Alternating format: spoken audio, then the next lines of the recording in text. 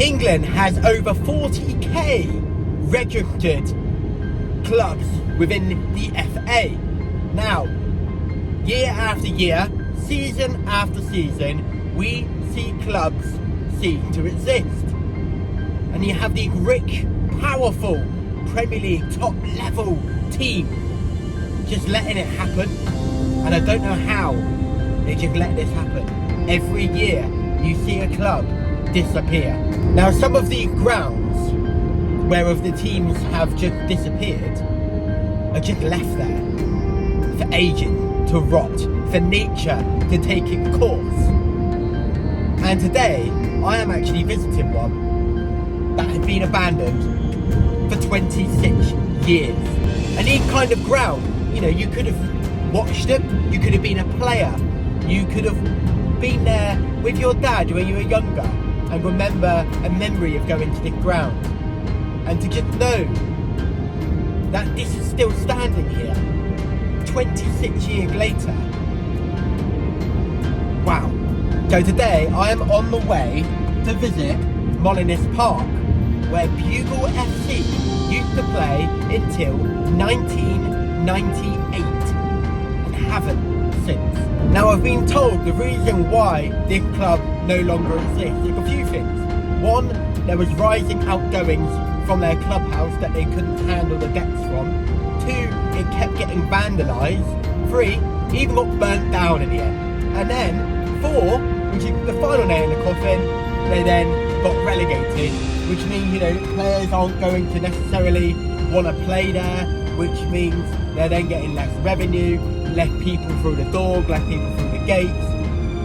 You know, if you're all gonna build on and build on, especially with the clubhouse then burning down, then you don't have any profit going from the clubhouse, because I assume they then didn't rebuild that, and then that was it. You know, this club just no longer exists.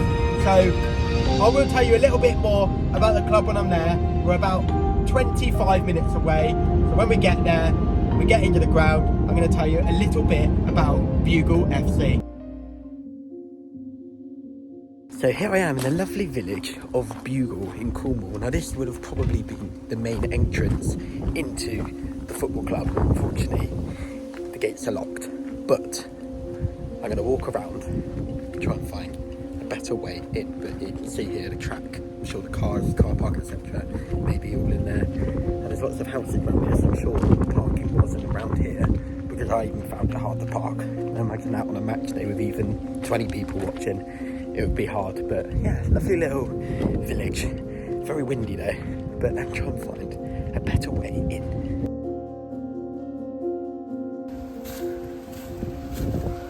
There's our hole in the wall.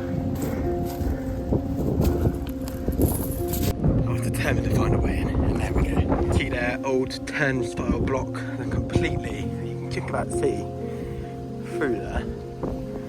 They are completely overgrown.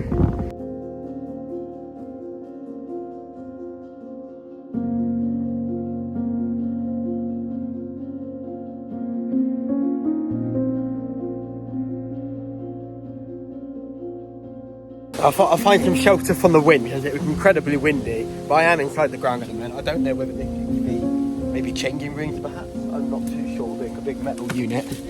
But I've seen so many nice comments and old pictures that I'll overlay throughout this video of the club, Bugle FC. But of course, as they didn't exist from 1998, there's not a lot of information I can actually find about them, as you can, you know, today. There's so much information you can find about different clubs, but as you can understand, in the early days of the internet then, there's just not a lot left about Bugle FC, so we've got to rely on old pictures and the memory of them, me doing this video as well. And the earliest found date of their existence is a team photo that I overlay now from 1908, but they could have existed, and they probably did exist even before then, but again, there's no actual confirmation of when they were founded, but they were definitely around in 1908, and I know that they got accepted into the Western League in 1955. And here I am in this beautiful stand, and quite a big stand as well. Really, really like it. With the old concrete thing, I would assume they usually seat here. But it also could have been a standing stand, but what a fantastic view it would have been. Well, it still is. In the 1984-1985 season, Bugle FC actually won the South Western League, which had teams that I visited, such as Tavistock and Teignmouth, Newton Abbotsburg, and well, I'll put the league table on there. All those other ones as well. And now this one, they thrive. They're in the South Western Premier, Peninsula League, some of in the Western League, Tavistock even higher in the Southern League. And here they are, no longer even existing, but the grass is still cut regularly, which I am interested to know to why.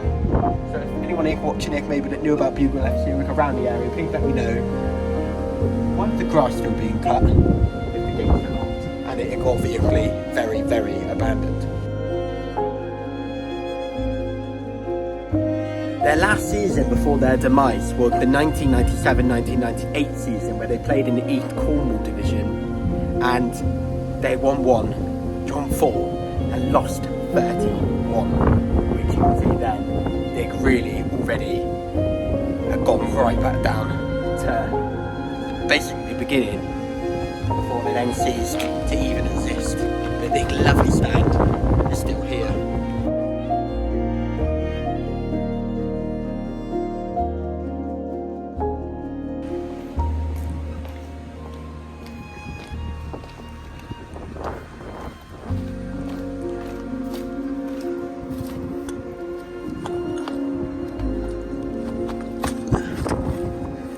I find it really hard and sad when you see, such stands or ground that no longer exist, which could hold very happy memory from like when they won the league, or maybe you were a player and you scored your first goal here on this ground, on this pitch, or maybe you were a fan and your dad came and took you to your first local game, like I have done with my son, with our local team Buckland.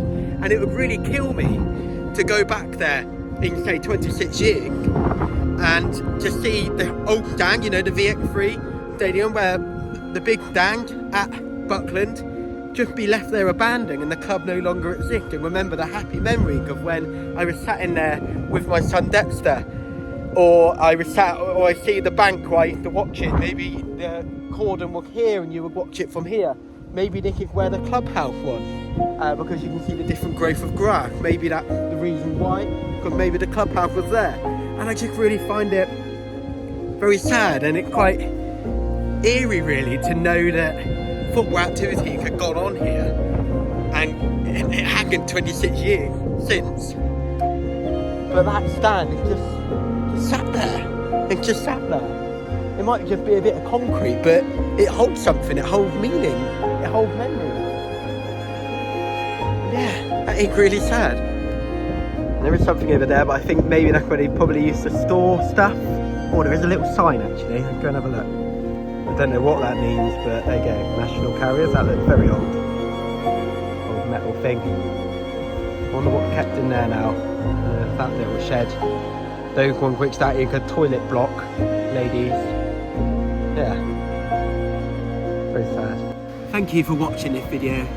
I wanted to do this video so the memory of this football club continue to exist, because something only truly dies when we let the memories of its existence die, and that's what I'll leave you on.